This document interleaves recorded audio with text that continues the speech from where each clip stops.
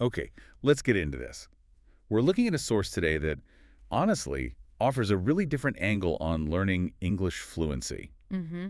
It kind of throws out the usual textbook approach and focuses on something, well, something more internal. Yeah, and what grabs you right away is this kind of bold claim it makes. English isn't actually that hard. Right. It suggests getting fluent, speaking naturally, isn't this huge mountain to climb that takes years. It reckons you can get there, well, a lot faster than most people think. And it says the real problem, the thing holding most people back, isn't the language itself. It's not vocabulary lists or grammar rules. No, it's pinpointing something else entirely. Hmm. It argues that most learners who get stuck, they don't lack the knowledge, not really. They're blocked by fear. Fear. Yeah. Okay, unpack that a bit. What kind of fear are we talking about? Well, the source breaks it down. It's things like the fear of making mistakes, saying the wrong word or tense. Oh yeah, definitely felt that. Or that awful feeling of embarrassment, maybe stumbling over pronunciation. And then there's the fear of being judged, like, what will people think if my English isn't perfect? That makes so much sense. You can understand everything you read or hear, but then when it's your turn to talk. Everything just freezes up. Yeah, and that feels like it goes way beyond just knowing the grammar, doesn't it? It really does. So that's our mission for this deep dive, isn't it? To really dig into the methods, the mindset shifts this source is proposing. Exactly. It's aimed squarely at you, the listener, if you want to learn effectively. Find those little aha moments and get some practical things you can actually do to get past these hurdles. And start weaving English into your daily life more naturally. The source kind of presents it as a journey, promising to show the steps, the secrets, I guess, to unlock that fluency. And it starts, maybe surprisingly, not with grammar lesson 1. No, it starts with something much more fundamental, a shift in how you think about it all. So jumping right into part 1, this foundational shift, the source basically throws down the gauntlet right away, saying the biggest reason people fail isn't lack of knowledge. Mm-hmm. Not about knowing enough words or sentence patterns. It's fear, pure and simple. Yeah, and it's worth really dwelling on those types of fear it mentions. Fear of errors, fear of sounding silly, fear of being judged. We touched on those. Right, but think how powerful they are. They create this, psychological wall that stops you even trying to speak, no matter how much English you actually understand. It really clicks when you look at the contrast the source makes. Yeah. How we learned our first language. Oh, totally. Think about it as babies. Did anyone give us grammar books, explain conjugations? Of course not. You just listened. You listened constantly. You copied sounds, words, phrases, and crucially, you made mistakes. Nonstop mistakes. And nobody cared. It was expected. Exactly. It was part of the process. You used the language every day, all day, because you needed to communicate. No formal study, no fear. The source basically says that's the natural way. Which leads to this huge distinction it makes, maybe the core idea. You don't need to study English in that academic way. You need to live English. Live English. What does that actually mean, according to the source? It means it's not just another subject you do for an hour. It has to become like part of the background hum of your life. Right. Not confined to a specific practice time. It means making sure you're hearing it, thinking in it, and, this is the big one, speaking it every single day. Creating your own little English world, basically, wherever you happen to be. Precisely. An immersion environment you build yourself. Okay, so if living English is the aim, how do you start? Where's the first step? And this is where it gets interesting, because the source says, step 1 is all about your head. Yeah, it's the mindset change, and it might sound a bit simplistic, but the source insists it's the absolute most important thing. Stop thinking English is difficult. Just stop believing it's hard. Pretty much. The logic is, if you truly believe it's this massive, difficult thing, your brain actually puts up resistance. It makes learning feel harder, slower. Like a self-fulfilling prophecy. Exactly. But if you can genuinely start believing, okay, English is actually quite manageable, I can do this, your brain becomes more receptive. It sort of opens up, learns faster. The analogy it uses is quite good. The baby learning to walk one. Oh, yeah, that's perfect. They fall down constantly, right? All the time. But they don't analyze why they fell or decide walking is too hard. They just, they get back up and try again. Maybe cry a bit first. Oh, yeah. But they keep going. Those falls aren't failures. They're just data, part of learning. The source says we need that same resilience with English. Mistakes aren't proof it's difficult. They're proof you're trying, proof you're learning. So how do you actively change that belief, especially if you thought English was hard for years? This is where affirmations come in. The source really pushes these. Simple, positive statements you repeat. Things like, English is easy, or I can speak English fluently. I am learning and getting better every day. Saying them out loud. Ideally, yes, or at least repeating them consistently in your head. It's about reprogramming that subconscious belief.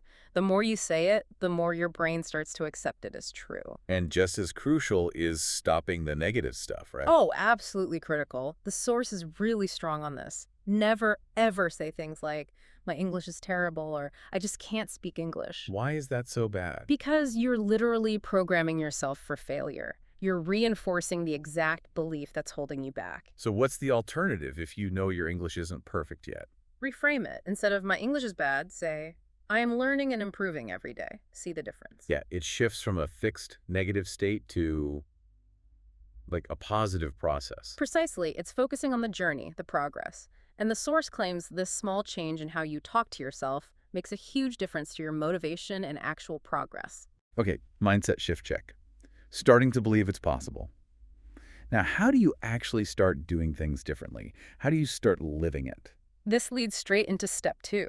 Surround yourself with English. This is where the practical stuff really kicks in. And you don't need to move to London or New York, it said. Yep, absolutely not. You create your own English bubble right where you are. First tip is almost too simple. Change your phone language. Huh.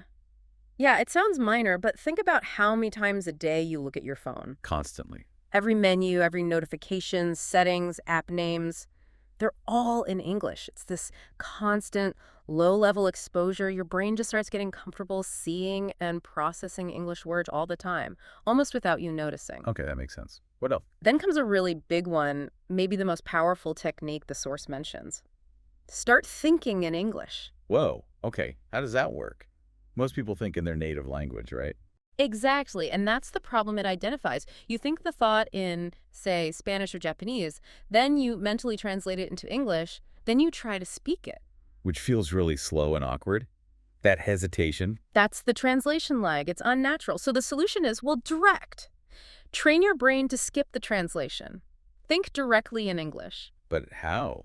Especially if you're a beginner. You can't just suddenly think complex thoughts in English. No, you start super simple, mundane stuff. The source gives examples like, when you wake up, instead of your usual thought, consciously think the English. I will brush my teeth now. Okay. Making coffee. Think, I am making coffee. Going outside. Think, the weather is nice today. Simple, everyday actions and observations. Probably feels really weird at first. Oh, the source says it absolutely will. It might feel slow, even a bit silly.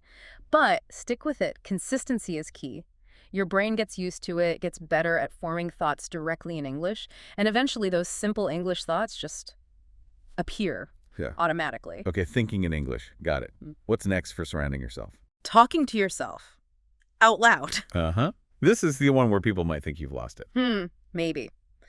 But the source argues it's one of the best ways to improve your actual speaking fluency. Why is that? Zero pressure. No one's listening. No one's judging. You can practice forming sentences, making the sounds, linking words together in a totally safe space. It's practice without the fear. What would you even say? Keep it simple. The source gives an example like looking in the mirror and saying, hello, how are you today? I am good. I have a lot of work to do, but I'm feeling great.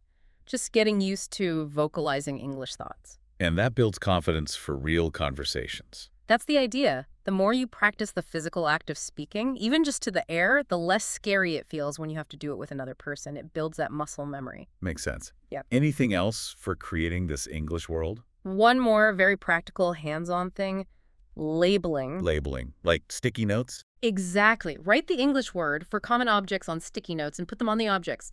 Door on the door, table on the table, refrigerator, mirror, window. And then what? Just look at them. Read them aloud every time you see them, but not just the word. The source suggests making a tiny sentence. See the note on the book. Say, this is a book. The book is on the table. See the cup. This is a cup. I drink tea from this cup. Ah, so you're connecting the word, the object, and a simple sentence structure and saying it out loud. Precisely. It's multisensory. Visual, auditory, contextual. It helps train your brain to automatically link the object to the English word, skipping that native language step again. It makes that everyday vocabulary much more automatic. Right, so we've got the mindset shift. We're building the environment. Now let's talk about the elephant in the room, for many learners, Hmm. grammar. And actually Well- speaking, this is step 3, right? Yeah. But it seems tied into everything else. It absolutely is. The source doesn't treat grammar as a separate subject to master before speaking. In fact, it calls focusing too much on perfect grammar early on a big mistake. Why a mistake? Isn't grammar important? Of course it's important for clear communication eventually, but the source argues that obsessing over it before you're comfortable speaking just feeds that fear we talked about. The fear of making mistakes. Exactly. You get so worried about the perfect tense or the right preposition that you just clam up. You don't speak at all. You trap the English you do know inside.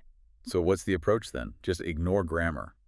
Not ignore it, but prioritize differently. The source says, learn to speak first, focus on getting your meaning across, and then refine the grammar as you go. Like the kids again? Precisely. Kids don't learn grammar rules explicitly. They absorb patterns by listening and using the language. Their fluency comes first, and the grammatical accuracy develops naturally over time through exposure and practice. So instead of drilling verb tables, Focus on learning simple whole sentences. Things like, I am eating, she is going to the market, they are playing football, these basic patterns. yeah, the idea is you absorb the grammar from these sentences. Yeah, by hearing them, saying them, using them repeatedly in context, the grammatical structures start to feel natural, intuitive, rather than like a set of rules you have to consciously apply every time you speak. And the main way to make that happen. Listen more, copy more. That's the core practice. Find native English audio or video, listen carefully to a sentence, and then repeat it out loud. Mimicking everything. Everything. The pronunciation, the rhythm, the intonation, as close as you can get. The source insists this act of mimicry is key. It trains your mouth and brain to produce English sounds and structures correctly and automatically. Okay, so speak first. Worry less about perfect grammar initially. Learn through simple sentences and copying.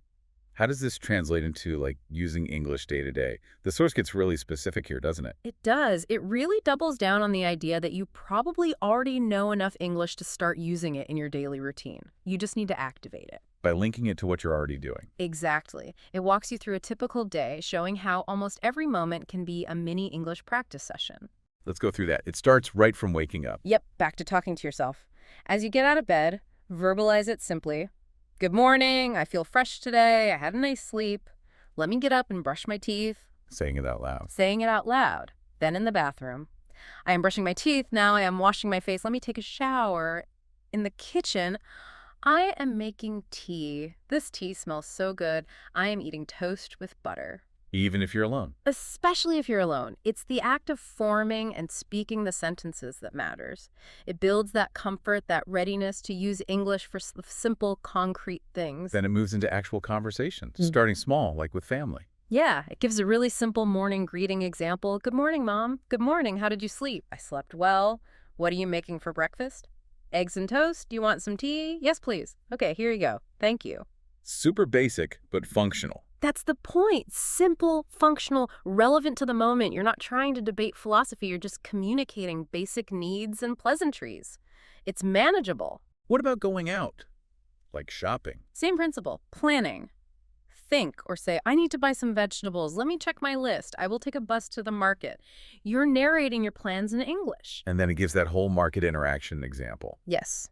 Which is great because it's so practical. Asking for tomatoes, the price, deciding how much, asking for onions, getting the total, paying. Let's hear that again, roughly. It goes something like, excuse me, do you have fresh tomatoes? Yes, here. How much per kilo? $2. Okay, I'll take 2 kilos. Anything else? Yes, onions too. Here you go. That's $5 total. Here's the money. Thank you. Thank you. Have a nice day. See, that's communication. It might not be fancy, but you bought your groceries in English. Exactly. And the source argues that practicing these kinds of common, predictable scenarios builds immense confidence. It shows you that you can function in English right now. It has examples for meeting friends, too, right? Yep. Simple stuff. Hey, how are you? Good, you. Great. What are you doing? Nothing much? Want to go for a walk? Sure, sounds good. Again, basic, but effective. And ordering coffee. Classic situation. Classic. What do you want? Coffee. You. Lemonade. Okay, waiter. Yes, what would you like? 1 coffee, 1 lemonade, please? Anything else? No, that's all.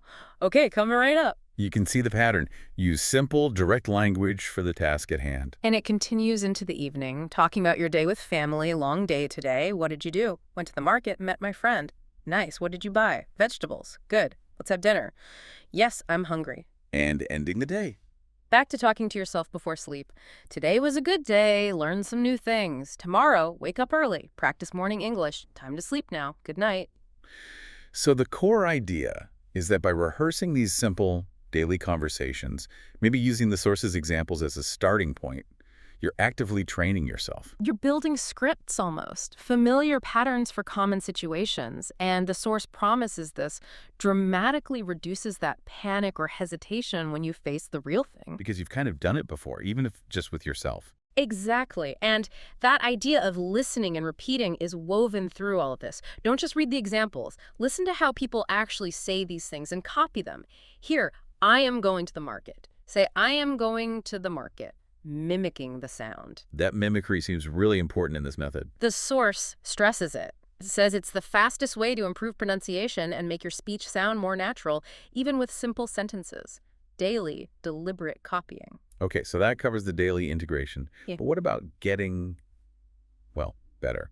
Moving beyond basic functionality towards real fluency, tackling that nervousness. Right. This is where the source focuses on elevating your skills, specifically targeting confidence and pronunciation. Because it acknowledges that knowing some English isn't the same as speaking confidently. Many people get stuck there. Exactly. You might read well, understand loads, but speaking still feels like a hurdle.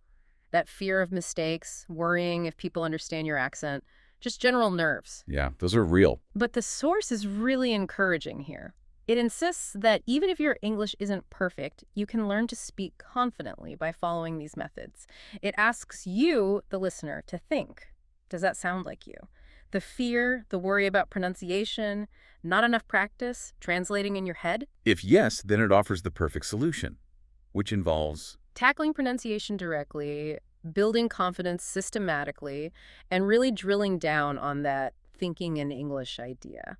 Let's start with pronunciation. What's the goal here? Sounding like a native speaker. No, the source is clear about that. The goal isn't necessarily a specific accent, like American or British. It's clear pronunciation, speaking so people can understand you easily. That's it. Okay. Achievable. How? Back to basics. Listen and copy. Still the fastest way, it says. Find simple audio a sentence even. Listen really carefully. Like that I want to go to the park example. Exactly. Listen to how a native speaker says it each sound, the rhythm, then repeat it. Try to match them exactly, and do it again and again. Repetition is key. It trains your mouth. What else for pronunciation? Speak slowly and clearly. This one's interesting because people often think faster equals more fluent. Yeah, you hear fast speakers and think, wow. But the source argues that trying to rush when you're not ready just leads to mumbled, unclear speech. It's much better to speak at a moderate pace, enunciating clearly. People will understand you better, which is fluency. Clarity over speed. Good point. And recording yourself. Highly recommended. Record yourself saying a sentence or two on your phone, then listen back critically. Ooh, cringe factor potentially high there. Oh, maybe initially, but then compare your recording to a native speaker saying the same thing. The source says you'll immediately hear where the differences are specific sounds, intonation. It gives you targeted things to work on. Okay, practical tips for pronunciation, but what about just feeling shy or nervous? Yeah, confidence building. The source has direct advice here too. First, big one. Stop obsessing over mistakes. Easier said than done, maybe. Perhaps, but it hammers this point home. Mistakes are normal. They're necessary. Everyone makes them. Even native speakers stumble sometimes. Don't let the fear of imperfection silence you. Okay. And the second point. Speak English every single day. We keep coming back to this, but it's crucial for confidence. Confidence comes from doing, from practice. Even 15 minutes a day. Talk to yourself, talk to a friend, talk to the mirror. Just speak. Daily. Consistency builds capability, builds confidence. Exactly. Then there's the 3-second rule. Heard of this? No, what's that? When someone asks you something or you need to say something, don't pause and agonize over the perfect response. Give yourself 3 seconds, max, then just speak. Why 3 seconds? Because waiting longer lets the anxiety build. If someone asks, what did you do yesterday? Don't wait 10 seconds trying to craft a masterpiece. 3 seconds, then just say something simple. I went to the park, watched a movie, had a great day. Get something out quickly. It short circuits the hesitation loop. Interesting technique. And finally, for confidence. Practice real conversations. The more you actually use English to communicate with people, the less scary it becomes. All that daily practice feeds into this. Which loops us back to what the source calls the ultimate key, the real game changer for fluency. Thinking in English. It revisits this, right? It does for a deeper dive, because in its view, this is the thing you have to master for natural, spontaneous speech. It says you must train your brain to think directly in English. Remind us why translating is so bad again. Because it's slow and clunky. Brain process. 1. Native thought. 2. Mental translation. 3. Speak translated English. Too many steps, too much delay, too much effort. The goal is just 1. English thought. 2. Speak English thought. Bingo. Instantaneous. Effortless. That's the fluency target, and the source insists it's trainable, even for beginners. How do you start training that practically? Start with single words. Super simple. Throughout your day, consciously label things around you only using the English word in your head. See your bed. Think bed. Not your native word, just bed. Pillow. Pillow. Window. Window. Tree outside. Tree. Car. Car. Just replacing the native label with the English one in your internal monologue. Exactly. All day long. That's step 1. Building those direct object English word connections. Then what? Move to simple sentences in your head. Narrate your actions directly in English. Brushing teeth. Think, I am brushing my teeth. Eating. I am eating rice. Food tastes good. This food is delicious. Again, the key is trying to form the thought directly in simple English, not translating a more complex native thought. And talking to yourself helps reinforce this. Massively, because you're taking those simple, direct English thoughts and immediately turning them into spoken words. I am choosing my clothes. I will wear a blue shirt today. The weather is nice. I see a little girl playing. It's direct thought-to-speech practice. What about input? Watching movies, listening to stuff? Still vital. Daily exposure to authentic English movies, videos, subtitles okay at first, podcasts, simple reading feeds your brain the patterns and vocabulary it needs to start thinking in English more easily. More input helps fuel the thinking process. But the source has a big warning here, doesn't it? About just consuming. Oh yeah, huge warning. Listening and reading are necessary, but they are not sufficient for fluency. Especially speaking fluency and thinking in English, you can listen for years and still hesitate to speak. Why? Because you haven't practiced the output. You haven't forced your brain to retrieve the language quickly and construct thoughts directly in English under the pressure of communication. The source is adamant. You must speak. Talk to people. Talk to yourself. Just practice producing the language. That's what wires your brain to think in it. So it even gives a daily plan for this thinking in English training. It does, very explicitly. It makes it super actionable. Let's recap that plan. Okay. Morning. Name everything around you in English objects. Afternoon. Make simple English sentences in your mind. Narrate actions, observations. Evening. Watch or listen to English for at least 20 minutes. Input. Night. Speak to yourself in English for 5-10 minutes. Output consolidation. Simple steps done daily. And the promise is, stick to that daily routine, and within a few weeks, you'll notice a difference. Your brain will start making the shift. Hesitation will decrease. And any final tips on just stopping the hesitations, getting the words out? The main one is just speak. Don't overthink. Don't aim for perfection. And if you forget a word... Find another way. Exactly. Use simpler words you do know. Don't freeze. Keep communicating. Remember the keys example. Can't remember lost. Say, I don't have my keys. I don't know where they are. Same meaning, simpler words, keeps the conversation flowing. And crucially... Don't worry about what other people think. Okay, so those are ways to say you just don't know. What about in a professional setting where I don't know isn't enough? You need to find the answer. Right. Here, the language shifts to managing the situation and offering follow-up. The source suggests a smart first step. Ask for a deadline. When do you need to know by? Good move. Buys you time and sets expectations. Exactly. Then you offer to get the information. Let me get that for you, or let me find out, or let me look into this. The source points out that native speakers often use contractions here. I'll find out. I'll look into this. And a key phrase for promising to follow up. I'll get back to you. You often combine this with why you can't answer now. I need to check something first and I'll get back to you. Or I need to confirm, verify, look into this and I'll get back to you. And you can specify when you'll get back to them. Yes, absolutely. And I'll get back to you by time date, like by the end of the day or by tomorrow afternoon. And it's good practice to confirm if that time frame works. Does that work for you? What if you just need to admit you don't know it right now, off the top of your head? I'm not sure offhand. The source explains offhand means without checking, just from memory right now. Is there an alternative to offhand? Yes. I'm not sure off the top of my head. Same, meaning the information isn't immediately accessible in my brain. And specifying follow-up time using in. Yeah. And I'll email you the information in time, like in about 30 minutes or in an hour. Or if it's urgent, the source mentions using ASAP, and I'll get back to you, ASAP. Pronounced ASAP or ASAP. Wow, that's a whole strategy just for handling. I don't know. It shows you can still sound competent and helpful even when you lack the info immediately. It really does. It's about managing the interaction professionally. Okay, so moving from not knowing to not understanding, how does the source say we should ask for clarification or check if we are being understood? Right. Crucial for avoiding miscommunication. If you didn't hear or understand, the source says a simple, "Sorry, I didn't catch that," is very common and polite. What if it's a specific word or phrase? "Sorry, what does X mean?" Or if you didn't grasp the overall meaning, "Sorry, what do you mean by X?" And if the problem is how they're speaking, too quiet. "Could you speak up a little?" The source clarifies speak up means speak louder. Too fast. "Could you slow down a little?" Using "could you" makes these requests polite. Okay, now flipping it. When you've explained something, how do you check if the other person got it? The source gives several options here. Very common. Do you know what I mean? Or does that make sense? Yep. You can add "to you," but often don't need to. And the really short version. Makes sense. Just like that, with a rising intonation at the end. Super common quick check. Yeah, I use that one all the time. Me too. Mm. Similar ones.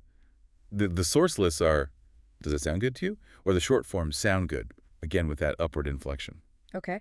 And there's an idiom the source mentions for checking agreement or shared understanding. Yes, "Are we on the same page?" The source explains this means, do we agree? Or do we understand the situation the same way? And if the answer is yes, You can just confirm, yep, we're on the same page. perfect. These are so vital for keeping communication clear and making sure everyone's aligned. Okay, this leads us nicely into a really rich section the source covers. Idioms. Ah, yes, idioms. The source really emphasizes these, saying they're crucial for sounding natural and for understanding native speakers, right? Absolutely. It positions them as a key part of fluency. The masterclass apparently covers 50 common ones. Now, we probably can't break down all 50 in minute detail here. No, that would be a deep dive in itself. Exactly. But we can definitely look at a good selection provided in the source, get a feel for what they mean and how they're used, give everyone a taste of their power. Sounds like a plan. Which ones does the source highlight? Okay, one of the first is to play something by ear. Play by ear? Like music. Sort of, but it means deciding how to handle a situation as it unfolds, rather than making firm plans beforehand. The classic example the source gives is weekend plans. What should we do this weekend? Let's just play it by ear. So being spontaneous. Got it. What about to be all ears? That means you're fully listening, giving your complete attention. The source uses a work example. Maybe you want to pitch an idea and your boss says, "Okay, I'm all ears." It signals they're ready and focused on what you have to say. A good way to show you're ready to listen. Here's a fun one. To wake up on the wrong side of the bed. Yes, the source explains this just means waking up grumpy, irritable, in a bad mood for no particular reason. You might say about someone else, "Wow, someone woke up on the wrong side of the bed today." We've all been there. How about to wing something? This means doing something, like giving a presentation or maybe even an interview answer without proper preparation, kind of improvising it. The source wisely notes you would not want to wing an important exam like IELTS. Definitely not. Good advice. To make a mountain out of a molehill. A great visual idiom. A molehill is tiny, a mountain is huge. The source says it means exaggerating a small problem, making it seem much bigger or more serious than it actually is. Like, okay, calm down, it was a tiny mistake. Don't make a mountain out of a molehill. Right, keeping perspective. To be at a crossroads. This describes being at a point where you have to make a significant decision, one that could change your path. Like deciding on a career change after many years, I feel like I'm at a crossroads. A major decision point. Let's talk weather idioms. To rain cats and dogs. Simple, classic, vivid. It just means it's raining extremely heavily. Wow, look outside. It's raining cats and dogs. Can't beat that one. Feeling good. To be on top of the world. That means feeling incredibly happy, ecstatic, like everything is perfect. Maybe after getting great news or achieving something big. I just got the promotion. I'm on top of the world. Pure elation. How about relationship dynamics? To give someone the cold shoulder. The source explains this means intentionally ignoring someone or being unfriendly, usually because you're angry or upset with them. Why are you giving me the cold shoulder? Did I do something wrong? Like emotional distance. What about avoiding a decision? To sit on the fence. This means delaying or refusing to choose between two options or take sides in an argument, often because it's difficult or you're unsure. A manager who won't decide on a project might be accused of sitting on the fence. Indecisiveness. Yeah. Okay, here's one we saw mentioned earlier, but it's listed as an idiom: to hit the nail on the head. And the source reinforces its meaning here: to be exactly right about something, to identify the core issue perfectly. You really hit the nail on the head when you said the main problem was communication. Confirming accuracy. How about health? To be as fit as a fiddle. A fiddle is a violin. This idiom means to be in excellent physical health, very energetic and well. My grandpa is 85, but he's still as fit as a fiddle. Vibrant health. To get something out of your system. The source says this means doing something you've been wanting or needing to do for a long time so you can finally stop thinking or worrying about it. Like, if you keep talking about wanting to try skydiving, a friend might say, just do it and get it out of your system. Addressing that lingering urge. What about when someone shows up unexpectedly? Speak of the devil. Yeah, the source clarifies this doesn't mean the person is actually bad. It's used when you happen to be talking about someone and then that very person appears or calls right at that moment. We're just talking about Mark. Speak of the devil, here he comes. A funny coincidence. To give someone the benefit of the doubt. This means choosing to believe someone is telling the truth or had good intentions, even if there are reasons to be suspicious. Like, if a colleague has an excuse for being late, the boss might say, okay, I'll give you the benefit of the doubt this time. Choosing trust. A classic motivator. No pain, no gain. And the source defines it straightforwardly. You have to work hard, maybe endure some difficulty or discomfort to achieve something worthwhile. Often used for exercise or learning new skills. Learning guitar is tough, but no pain, no gain. Encouraging perseverance. Hang in there. This is a phrase of encouragement telling someone not to give up during a difficult time, to keep going. I know things are tough right now, but hang in there. It'll get better. Offering support. A penny for your thoughts. The source explains this is a gentle, often kind way to ask someone what they're thinking about, especially if they seem quiet, distracted, or thoughtful. You seem miles away. A penny for your thoughts. Inviting them to share. It's not rocket science. Rocket science is seen as super complex, so this idiom means something is not difficult to do or understand. Come on, you can figure out this new software. It's not rocket science. Making something seem achievable. To let someone off the hook. The source says this means deciding not to punish someone or hold them responsible for something they did wrong. Maybe a boss lets an employee off the hook for a minor mistake. I made an error, but thankfully my manager let me off the hook. Forgiveness or exemption. To make a long story short. This signals you're about to give the brief, summarized version of a more complicated story, skipping the details. So, what happened on your trip? Well, long story short, we missed our flight, but eventually got there. Getting to the point, easy does it. The source defines this simply as slow down or be careful, used when someone needs to do something gently or cautiously, like carrying something fragile. Whoa, easy does it with that face. A caution to be gentle. To go back to the drawing board. This means a plan or idea has failed and you need to start over from the very beginning. The client hated the initial design, so we have to go back to the drawing board. Starting the planning again. Once in a blue moon. A blue moon is a rare astronomical event, so the source says this idiom means something happens very infrequently. I'd love to go to the opera, but I only get to go once in a blue moon. Very rare. Yeah. At the drop of a hat. This means doing something immediately without any hesitation or needing advance notice. She's always willing to help. She'll come over at the drop of a hat if you need her. Instant action. To add insult to injury. The source explains this is when something bad happens and then another bad thing happens right after, making the situation even worse. First, I lost my wallet, and then, to add insult to injury, it started pouring rain. Piling on the misfortune. To hit the sack. A very common informal idiom meaning simply to go to bed or go to sleep. Okay, I'm exhausted. Time to hit the sack. Ready for sleep. Here's another repeat from earlier used idiomatically. The ball's in your court. Right, and the source again emphasizes it means it's now someone else's responsibility to make the next move or decision. We sent them the contract, the ball's in their court now. Passing the responsibility. What about being mistaken about something or someone? To be barking up the wrong tree. The source explains this means you're pursuing the wrong course of action, blaming the wrong person, or looking for something in the wrong place. If you think I broke the vase, you're barking up the wrong tree. It was the cat. Misdirected effort or accusation. to get your ducks in a row. This means getting everything organized, prepared, and ready, especially before starting something important. Before the presentation, make sure you have all your ducks in a row, slides, notes, everything. Being well prepared to get the best of both worlds. This idiom describes having the advantages of two different things at the same time, often things that are usually mutually exclusive, like living in a quiet countryside area but having an easy commute to the city. She really gets the best of both worlds. Enjoying dual benefits, the lion's share. The source defines this as the largest portion or majority of something, often used when talking about work or rewards. He always takes the lion's share of the credit. The biggest piece, to be on the ball. This means being alert, quick to understand, competent, and efficient. Wow, you finished that report already. You're really on the ball today. Performing effectively. To pull someone's leg. The source explains this means teasing someone or joking with them by telling them something untrue, usually playfully. Wait, did you really win the lottery? Nah, I'm just pulling your leg. Just kidding around. To pull yourself together. This idiom means regaining control of your emotions, calming down, especially after being upset or panicked. Okay, take a deep breath. You need to pull yourself together before the meeting. Getting composed.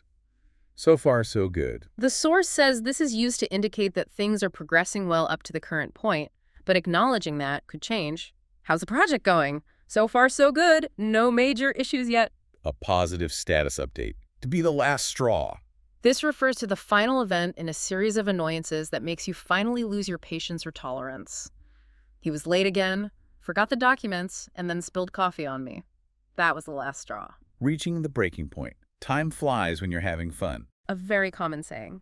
It means that time seems to pass quickly when you're enjoying yourself. Wow, is it midnight already?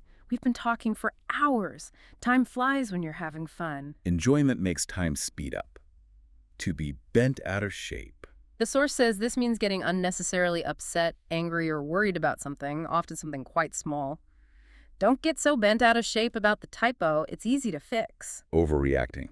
To make matters worse. Similar to add insult to injury, this phrase introduces something that makes an already bad situation even more difficult. The car broke down, and to make matters worse, my phone battery died. Exacerbating a problem.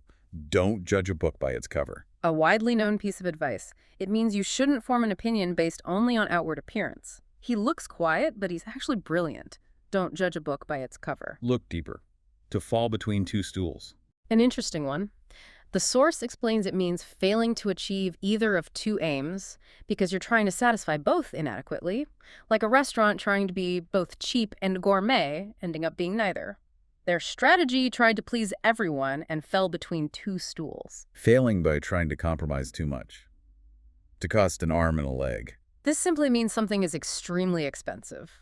I'd love that designer handbag, but it costs an arm and a leg. Very pricey. To cross that bridge when you come to it. The source explains this advises against worrying about potential future problems before they actually happen. Deal with them if and when they arise. What if the flight is delayed? Let's not worry about that now. We'll cross that bridge when we come to it. Deal with problems as they occur. To cry over spilt milk. Or sometimes spilled milk. This idiom means getting upset or complaining about something bad that has already happened and cannot be changed. Okay, you made a mistake, but there's no use crying over spilt milk now. Let's fix it. Don't dwell on the unchangeable past. Curiosity killed the cat. This is used as a mild warning against being too nosy or inquisitive, suggesting it could lead to trouble. Why do you need to know his salary? Just curious. Well, curiosity killed the cat. A warning about prying. To miss the boat. The source defines this as losing an opportunity because you acted too late or hesitated. They were selling cheap tickets last week, but I waited too long and missed the boat. Opportunity lost due to delay. To be on fire. This idiom means someone is performing exceptionally well, having great success, often in a rapid or impressive way, like a salesperson making many sales, or an athlete playing brilliantly. She answered every question perfectly in the interview. She was on fire. Performing outstandingly. To spill the beans. The source says this means revealing a secret or telling something that was supposed to be kept confidential, often accidentally. Don't tell Sarah about the surprise party. She's terrible at keeping secrets and always spills the beans. Revealing secret information. And one more the source defined. To be under the weather. Yes, a very common way to say you're feeling slightly ill, not seriously sick, but just not feeling well. I think I'll take the day off. I'm feeling a bit under the weather. Feeling unwell. Okay, the source listed to be out of the woods. But the definition wasn't complete in our material, so sticking to the ones with explanations, that's a really solid dive into common idioms. It really is. And you can see how sprinkling these into your conversation, naturally not forcing them, but using them where they fit, makes your English sound much more native-like and expressive. Absolutely. It adds color and nuance. Mm. Okay, moving on from idioms, the source then tackles how to share opinions and perspectives.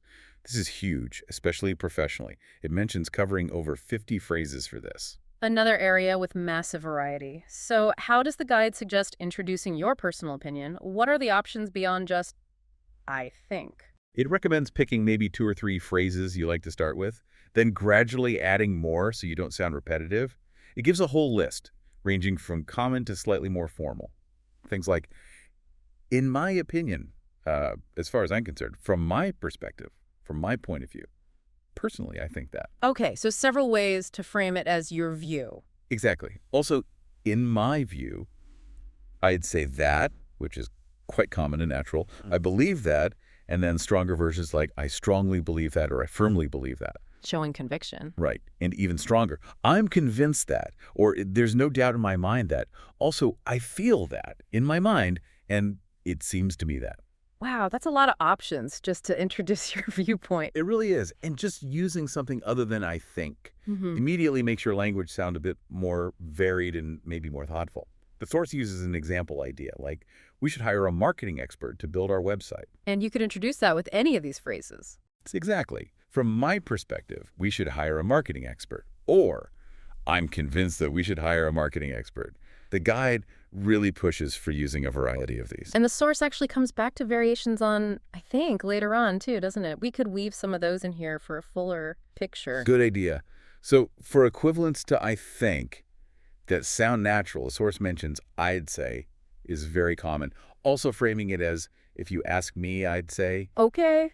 For emphasizing it's your personal take, it seems to me that, which we had, but also the way I see it, or even just to me.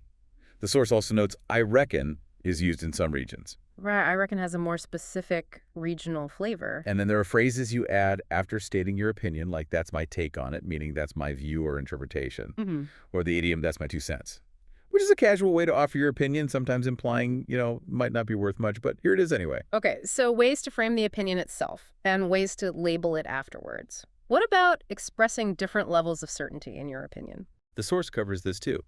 For 100% certainty, I'm sure, I'm certain, I'm positive. Strong and clear. For more formal certainty, you might use it's obvious that, or employ strong adjectives like indisputable, undeniable, unquestionable, or the phrase beyond a doubt with it's, like it's undeniable that we need to adapt. Very forceful language. What about the opposite? Expressing doubt or uncertainty in your opinion. Phrases like it's possible that, it's probable that, or it's likely that signal less than full certainty. Okay. And for opinions based more on gut feeling or intuition, not hard evidence, the source gives I figure, I gather, or specifically, I have a hunch that. I have a hunch. I like that one. It clearly signals it's an intuition. And phrases that explicitly show you might be wrong, more diplomatic ways to state an opinion. Yes, the source provides things like, correct me if I'm wrong, but, or, if I'm not mistaken, also to the best of my knowledge, which indicates your opinion is based on what you currently know, acknowledging it might be incomplete. Those are really useful for navigating sensitive topics or admitting limitations. Okay, now disagreeing. The source warns that just saying I disagree with you can sound a bit blunt or argumentative. It definitely can, especially in professional or polite contexts. So what are the softer alternatives? Adding I'm afraid is a common softener. I'm afraid I disagree with you. Makes it sound gentler, more regretful. Okay. What about acknowledging their point first?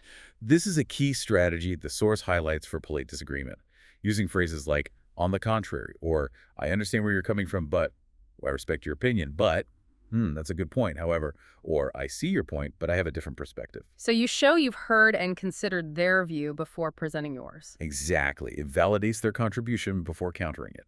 You can also explicitly ask permission. Can I share my opinion? Or frame it as offering another angle. That's one way of looking at it. But have you considered? And the source reminds us again. Combine these disagreement prefaces with your actual opinion phrases. Right, so I understand where you're coming from, but from my perspective, we need to look at the long-term costs. Makes for a well-rounded, polite disagreement. Excellent. Now, shifting slightly, what about sharing a general opinion? Not just your personal view, but something widely believed or accepted. The source provides specific phrases for this too. Things like, it's said that, Oh. it's believed that, I've heard that, Yeah. it's considered that, it's generally accepted that, most agree that, Mm. some say that. Okay, ways to attribute the opinion more broadly. Yes, and a strong one. It goes without saying that. This implies it's obvious, but you're stating it for emphasis. Right. And if the opinion comes from experts, researchers suggest that, or experts agree that. And can you combine these general opinion starters with your own view? Absolutely. The source shows this, like, it's generally accepted that practice is key, and personally, I couldn't agree more. Or, some say X is true, however, from my point of view, Y is the case. It lets you position your personal take relative to the common view. Very useful for structuring arguments or participating in discussions. Lastly, how does the source suggest we ask for someone else's opinion? Lots of ways here, too. The direct ones.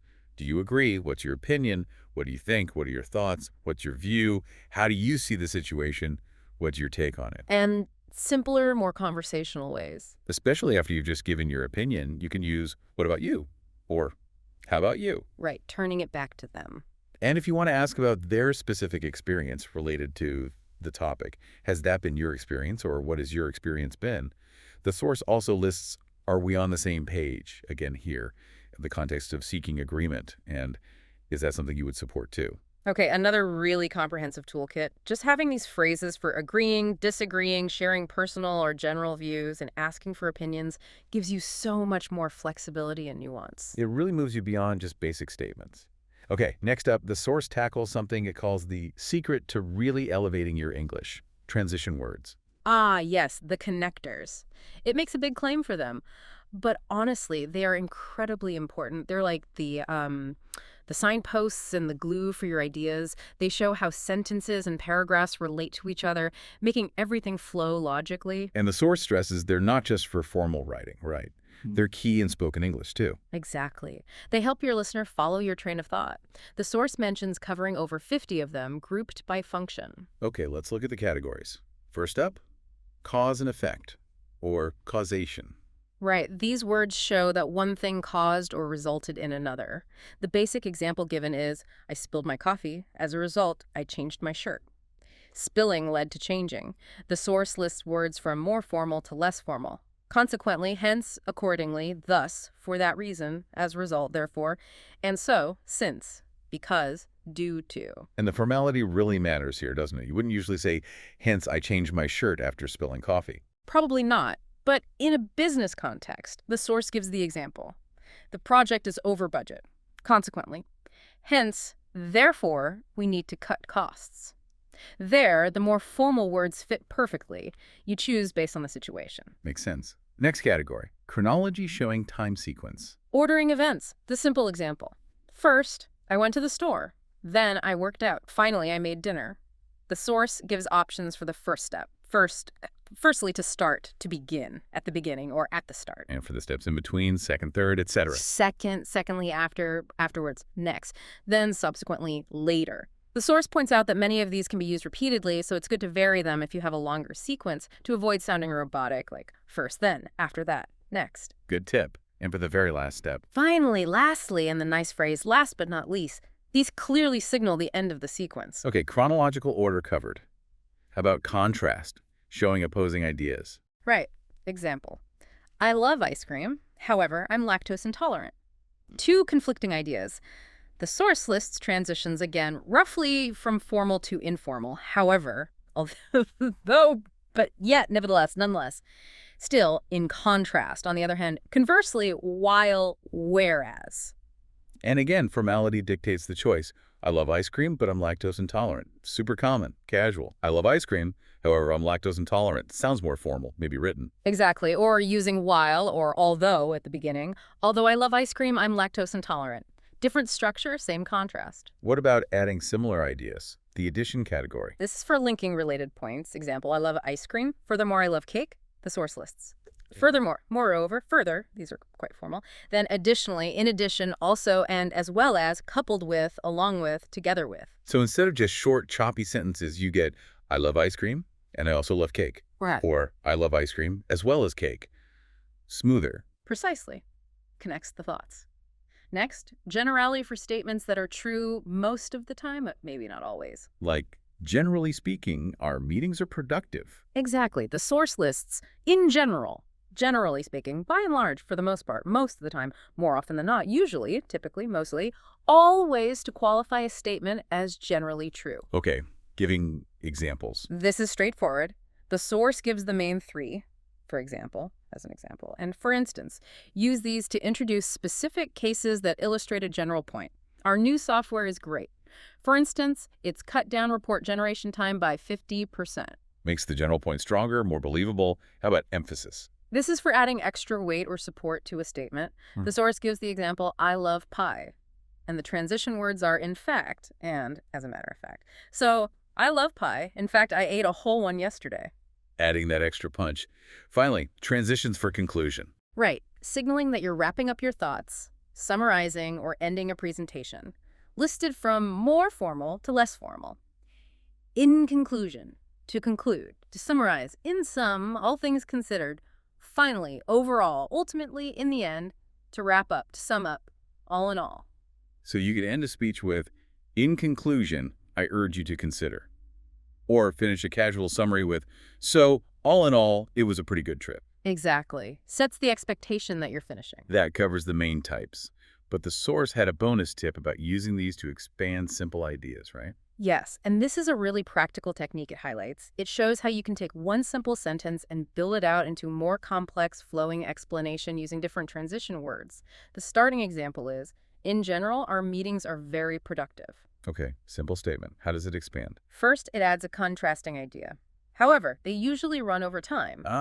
Introducing a downside. Then it gives a specific example of that downside. For example, today's meeting was scheduled for an hour, but it went for an hour and 20 minutes. Making it concrete. Then it shows a consequence, a cause and effect. As a result, I was late for my next appointment. And finally, it adds another related point using addition. Additionally, this happens quite often, which impacts my schedule. Wow. So you went from meetings are productive to a whole paragraph explaining a nuanced situation just by using however, for example, as a result, and additionally. Exactly. It demonstrates how transitions allow you to layer ideas and build a much richer, more coherent explanation from a simple starting point. The source really encourages listeners to practice doing this. That's incredibly powerful. It's not just about sounding fancy, it's about communicating more effectively and completely. It really does make your English sound more organized and sophisticated. Okay, so we've covered general tools. Now the source zooms in on a very specific context. Essential phrases for tourists visiting North America. Super practical if you're planning a trip, or even if you interact with tourists where you live. Definitely. It starts by quickly recapping the basics we already covered. Standard greetings like hello, hi there, time-specific ones, and crucially, using, to get attention. And reminding us that, is mainly for when you didn't hear or understand. Yes, reinforcing that key distinction for travelers. How about stating why you're somewhere, like at a restaurant reception? We have a reservation under name. Or if you're asking for information, the source stresses politeness again with, could you please tell me? Politeness first. And the inevitable situation, you don't understand something, what phrases does the source recommend here? It repeats the key ones. Pardon me. Excuse me, with that questioning tone. Sorry, I didn't catch that. But it adds a really important piece of advice for tourists. Which is? Be upfront about it. Say, sorry, English isn't my first language. Oh, that's excellent advice. It immediately contextualizes any difficulties, and people are usually much more understanding and helpful. Exactly. And the source says, don't be afraid to ask for what you need. Can you repeat that slower, please? Or ask about specific words. I'm not sure what X means. Or can you explain it a different way? And if all else fails, a simple, sorry, I don't understand, still works. Practical lifelines for navigating communication hurdles. Okay, let's talk shopping. Lots of interactions there. Right. Starting the interaction is usually just a simple greeting. When it comes to paying, the source notes card payment is pretty much the default now. Cash is less common, maybe for small vendors. They'll often just point to the card machine. How do you ask the price of something? Keep it simple. How much is this for one item, or how much are these for multiple?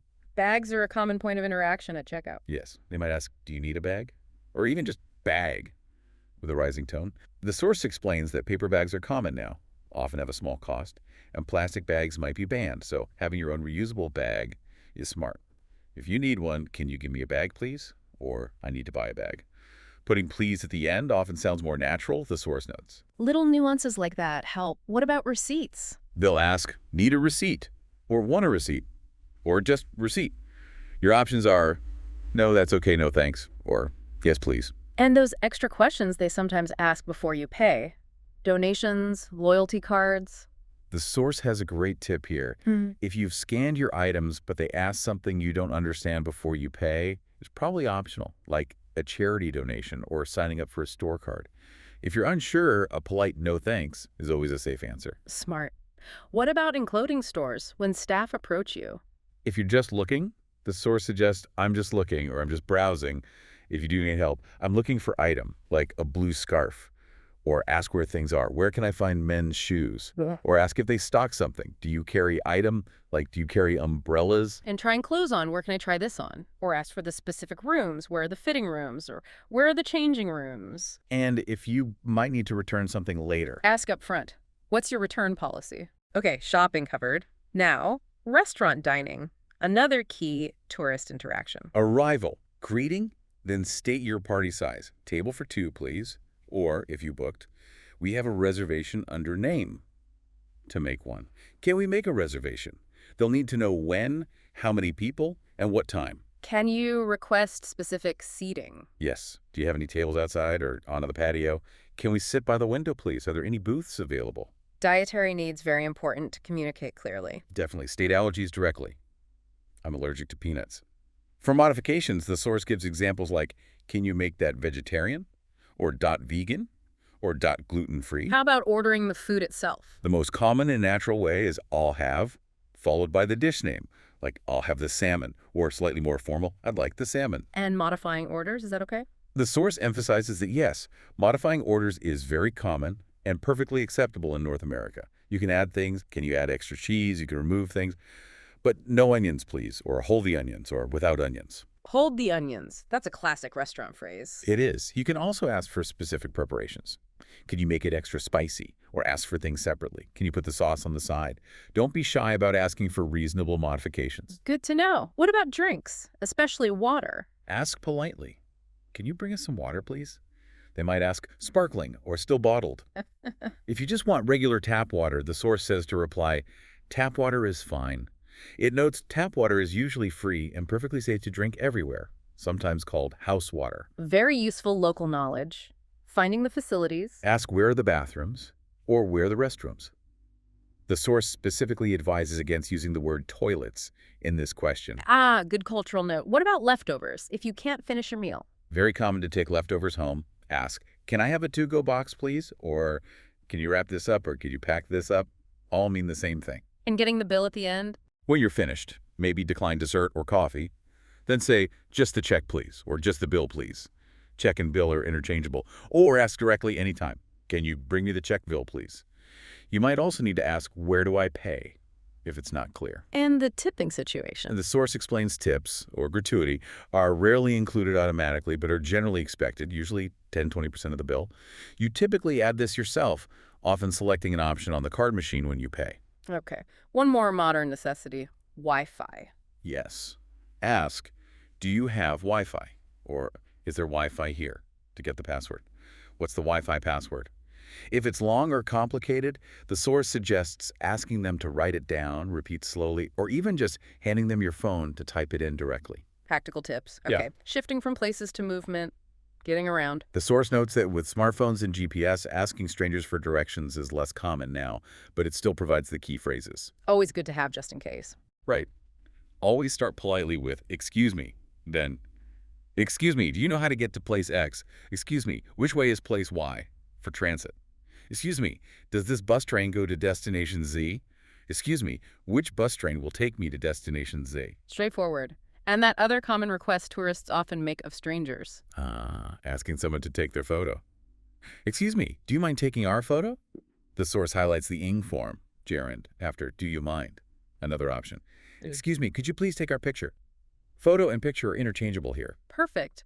And the source ends this tour section with a reassuring thought. It does. It reminds listeners that people in North America interact with non-native English speakers all the time, are generally friendly and patient, and that having an accent or making occasional mistakes is perfectly fine and won't ruin your trip. The goal is clear communication, and these phrases help achieve that. That's a great takeaway. It's about connection, not perfection. Okay, let's change gears significantly now. The source moves into more advanced phrases for quite formal situations, specifically mentioning things like the IELTS exam or job interviews. Right, this is about polishing your language for situations where precision and sounding proficient really matter. The source provides over 30 phrases for this context. Where does it start? With the basics, talking about where you live but doing it formally, the recommended core phrase is, I was born and raised in place X. It emphasizes the past simple tense and the preposition in. Okay. How do you add more detail, like where you live now or for how long? You can add contrast. But now I live in place Y. For duration, use the present perfect.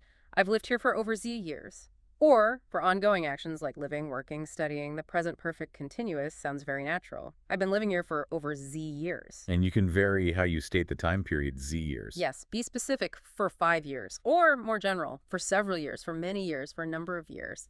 Gives you flexibility. Okay. How about talking about your work formally? Start with your job title, and the source stresses using the article A or N. I'm a software engineer. I'm an accountant. If your position is unique, use the, often mentioning the company. I'm the marketing director at XYZ Corp. The source suggests using a gerund statement for a general comment about your job. Yes, this sounds quite sophisticated. Being an engineer is very rewarding. Using that ink form to start the sentence. And talking about what you enjoy, using verbs of preference. I love using my problem-solving skills, or I enjoy collaborating with my team. The structure is verb of preference, love, enjoy, etc., followed by a gerund ing form. The source suggests adding strong adjectives too. I enjoy brainstorming unique solutions to complex problems. Elevates the description. Right. Nice. And acknowledging the downsides or challenges. Use a contrast transition word like, however, followed by maybe another gerund statement. However, being an engineer also has its challenges. Then specify the challenge, perhaps using specifically. Specifically, deadlines can be very demanding, and sometimes they have to work around the clock. Work around the clock. That's a good idiom the source includes for intense work periods. Exactly. Combining these elements, gerunds, strong adjectives, transitions, idioms, creates a really impressive, detailed answer.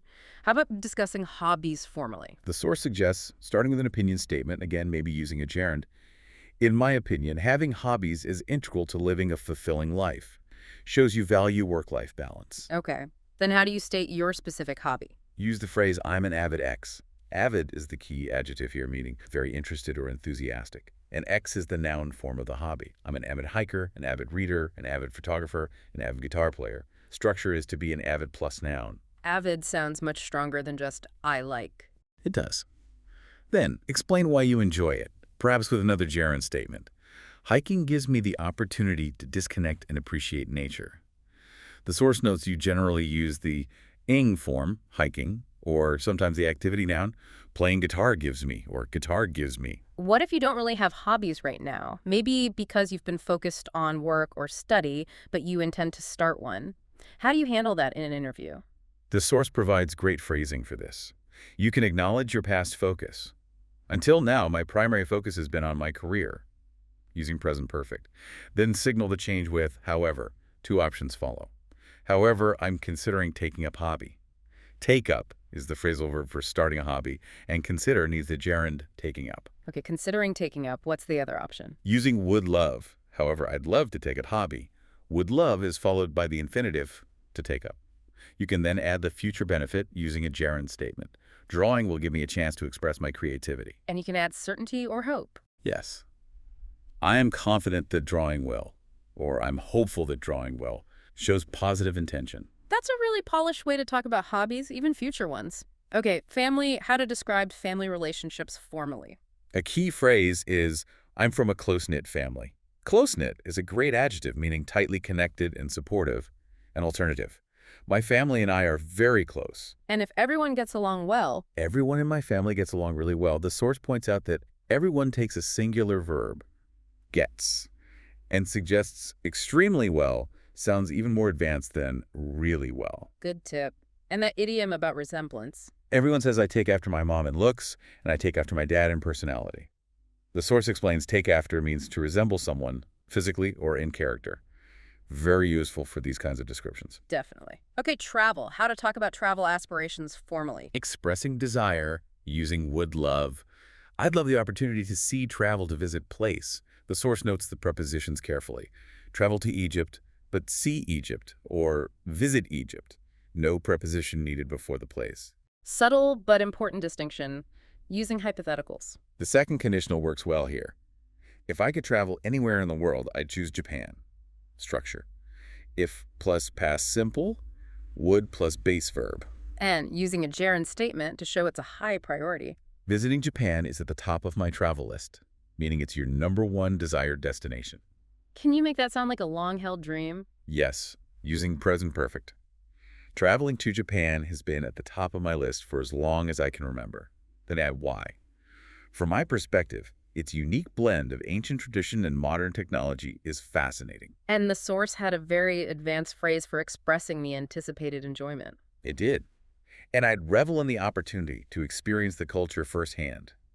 Revel in the opportunity plus infinitive means to take great pleasure or delight in the chance to do something. Sounds very sophisticated. It really does. Fantastic phrases for formal contexts. Now, the source also included some bonus safety net phrases for clarification, right? If you're answering a question and feel like you're not expressing yourself clearly. Yes, these are lifesavers in high-pressure situations like exams or interviews. The source recommends memorizing a few. They include, what I'm trying to say is, what I mean is, what I'm getting at is, what I'm trying to get at is. Ways to pause and rephrase. Exactly. Also, to put it another way, and in other words, and one that acknowledges the other person's point while clarifying yours. I get what you're saying, but. The source notes get is more casual for understand. The formal version is I understand what you're saying, but. Having those ready can really boost confidence. Okay, that covers a lot of formal ground. Now let's zoom in even further. Advanced phrases specifically for the workplace. The source lists 25 professional phrases. Right. These are the kinds of expressions you'll hear and want to use to sound fluent and integrated in a North American professional setting. Let's maybe pick out some key ones and discuss how the source explains their use. First up, I'm on board with that. Okay, on board. What does that signify? It means you agree with a proposal or plan. You support it. The source gives the example. We discussed the new marketing strategy, and the whole team is on board.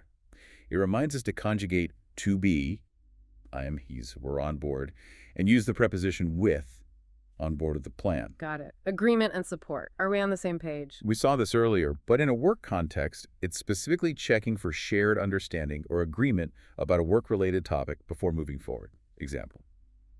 Okay, before we finalize the report, are we all on the same page regarding the key findings? It prevents misunderstandings later. Crucial check-in. It's a win-win situation. This describes a scenario where both parties or all involved benefit. The source actually uses its own masterclass as an example.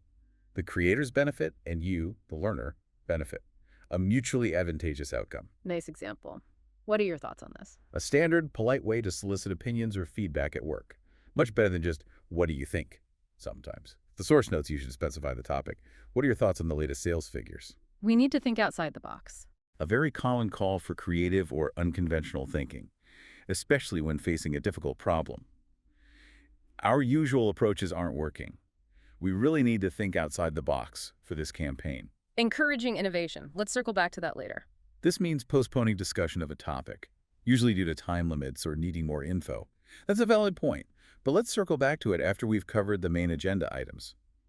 The source notes it's often used as an imperative. Let's. A common way to manage meeting agendas.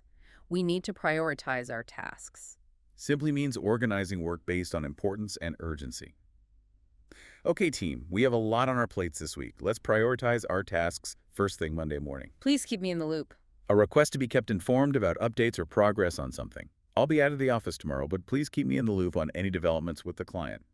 The source highlights using please for politeness and the preposition on, keep me in the loop on this issue. Good details. Have they ironed out the details? This means asking if the specific, often complicated points of an agreement, plan, or contract have been fully resolved and clarified. Did they sign the contract? Not yet. They're still ironing out the final details. The source notes the pronunciation ironed out. Resolving the fine print, I'm all ears. Another idiom reappearing in the workplace. It signals you're ready and willing to listen attentively, maybe to a proposal or someone's concerns. You have an idea? Okay, I'm all ears. Let's take a step back. This suggests pausing the current discussion or activity to reconsider the situation from a broader perspective. We're getting bogged down in minor issues. Let's take a step back and look at the big picture, again, often used imperatively. Gain perspective. I beg to differ. The source describes this as a formal and polite way to state disagreement in a professional setting. It's softer than, I disagree. With all due respect, I beg to differ on that point. Polite disagreement. I'll cut to the chase. Used again here professionally. It means getting directly to the main point, skipping introductory remarks, often to save time or because the information is critical. Okay, everyone, I know you're busy, so I'll cut to the chase. We met the sales target. The source notes the I will structure. Getting straight to it. Run it by the team first. This means to share an idea or plan with a specific group or person to get their input, feedback, or approval before proceeding. It sounds like a good initiative, but run it by the marketing team first. Run it by someone. Seeking input or approval, person calls the shots. An idiom meaning a specific person has the authority and makes the important decisions. Don't ask me, ask Sarah. She calls the shots on this project. The source notes shots is always plural. Identifying the decision maker. The ball's in person's court. Used professionally, this means it's now someone else's responsibility to act or decide. We've submitted our proposal. Now the ball's in the client's court. Shifting responsibility. We need to nip this in the bud. Another idiom applied to work. It means stopping a small problem early before it becomes a bigger issue. I've noticed a few people bending the rules on expenses. We need to nip that in the bud right away. Notes the verb nip. Early intervention. It's not my cup of tea. Used even professionally to express personal dislike or lack of interest in something, usually politely. He asked me to manage the social media account, but honestly, it's not really my cup of tea. Expressing preference politely. They hammered out the agreement. Similar to ironed out, but often implies more negotiation or effort was involved in reaching the final agreement or plan. After 3 days of intense talks, they finally hammered out a deal, often used in the past tense. Reaching a difficult agreement. We're swamped right now. A very common informal way to say you're extremely busy, overloaded with work. Can you help with this? I'd love to, but I'm absolutely swamped this week. The source notes it's to be swamped, using the ed form. Very busy. We'll take that into consideration. A standard, somewhat formal phrase used to acknowledge feedback or a suggestion, indicating it will be thought about during decision-making without necessarily promising to adopt it. Thank you for your suggestion. We'll take that into consideration. Acknowledging input. We need to think long-term. Emphasizes considering the future implications of decisions, not just immediate results.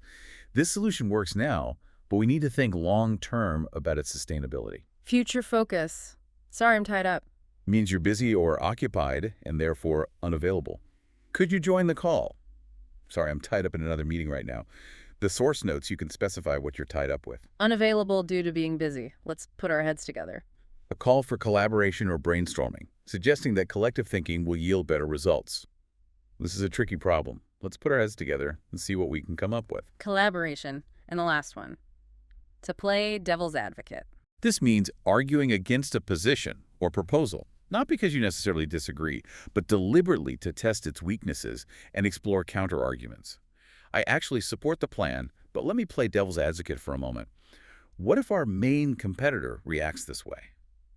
It's a technique to ensure thorough consideration. Exploring opposing views critically. Wow, that's another incredibly useful set of phrases. Using those correctly would definitely make someone sound more professionally fluent. Absolutely. It's like learning the specific language of that environment. Okay, building even further, the source dedicates a section to advanced phrases specifically for job interviews, often tied to common questions. Over 50 expressions here. Right, because interviews are such a high-stakes formal situation, having precise and impressive language is key. How does the source suggest tackling that all-important opening? Tell me about yourself. It provides a crucial starting phrase. I have more than over almost X years of experience. It explains more than or over if it's above X, almost if it's just below. And it suggests using round numbers like almost 10 years if you have 9. Okay, quantifying experience clearly. Then add your role. Yes, as a Gaian job title. Again, stress in the article, a Gaian, you can also specify the field, in the finance field, or in the healthcare industry, or in the nonprofit sector. Got it. How about describing your responsibilities in those roles? Use the structure. In this role, current. In that role, past, I was responsible for. Using the correct tense. And the source makes a vital grammar point here. After responsible for, you must use a gerund verb, ending in ing. Ah, so not responsible for manage, but responsible for managing. Exactly. The source lists common verbs that fit. Managing, overseeing, leading, coordinating, creating, developing, reviewing, improving, streamlining, which it defines as making process efficient, analyzing. Good list of action verbs. And the source suggests using stronger adjectives than just a lot of experience. Yes, words like extensive experience or significant experience sound more professional. You can follow these with a gerund verb, extensive experience managing budgets, or a noun phrase, significant project management experience. Elevating the language. Okay, education and credentials. 4 degrees. I have a bachelor, a master, a PhD in subject. Again, the article A is important. Mentioning the university and year is optional, more formal verbs. I received my master's from, or I obtained my PhD from. And for certifications. Similar verbs. I received, complete, obtained my certification name in year field. The source notes that if the certification acronym, like PMP, CPA, is well known in your field, you often don't need to spell it out unless asked. Good practical tip. How about discussing personal strengths effectively? The source suggests a transition like, as for my strengths, then highlight a quality using, I'm extremely adjective. It recommends extremely over really or very for a stronger impression. Common adjectives listed include hardworking, committed, trustworthy, honest, focused, methodical, proactive. And team player is handled differently. Yes, the source points out it's a noun phrase, I'm a team player, not I'm extremely team player. Right. What about specific skills, like the ones often listed in job ads, communication, problem solving, etc.? The structure recommended is, I have advanced superior excellent skills. Skills mentioned include time management, communication, adaptability, problem solving, teamwork, creativity, leadership, interpersonal skills, attention to detail.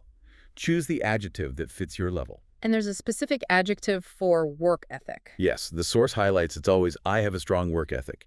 Use strong specifically here. And you can combine these strength statements. Definitely. I have superior communication skills, and I'm also extremely proactive and have a strong work ethic. Layering them shows multiple strengths. Okay. For the question, why are you interested in this position? What kind of phrasing works well? The source focuses on growth and gaining experience. Phrases like, I'm looking for an opportunity to further my skills in X, or to develop my skills in X, or I'm looking for an opportunity to gain experience in the Y field industry sector. Connects your goals to the role. Right, showing ambition and relevance. Finally, how does the source suggest concluding an answer or the interview itself to leave a really positive, lasting impression? It stresses ending strongly, not just trailing off or saying a simple thank you. It provides a powerful template. I believe I'm confident that my extensive X skills, mention a key skill relevant to the job, would make me a valuable asset to your company team organization. Connecting your skills directly to their needs. Exactly. And then add a forward-looking statement, and I look forward to the opportunity to contribute to your goals. The source advises tailoring this, mentioning specific skills from the job description, and referencing the company's actual goals if you know them. That's a very strong, confident closing. And the source included a practice tip related to this. Yes, it suggested practicing answering, tell me about yourself, using all these different phrases. The guide itself prompted users to do it in its comment section, but the takeaway for you, the listener, is to actively practice constructing these kinds of answers yourself. Practice is definitely the key to making these advanced phrases feel natural when you need them. Absolutely.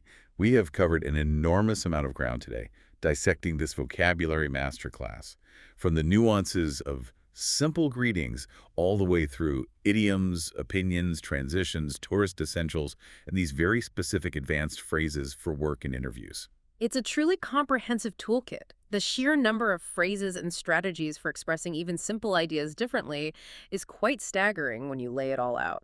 And the core message seems to be that by understanding the context, the subtle variations, and how to actually use these phrases, you really can significantly shift how natural you sound, how well you understand native speakers, and just how confident you feel navigating all sorts of English-speaking situations. This deep dive aimed to give you that structured understanding quickly, highlighting those aha moments from the source material without overwhelming you, moving you from just knowing words to using the language fluidly. It's like getting the playbook for more natural communication. It really is. And reflecting on everything we've unpacked, the dozens of ways to say thank you, or I don't know, the layers of formality, the richness of idioms.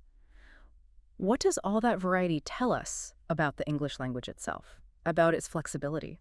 And maybe more importantly for you, the listener, how could trying out just one or two new phrases from this deep dive potentially change the feel of your very next conversation? That's a great question to ponder, something to take away and experiment with. Definitely food for thought.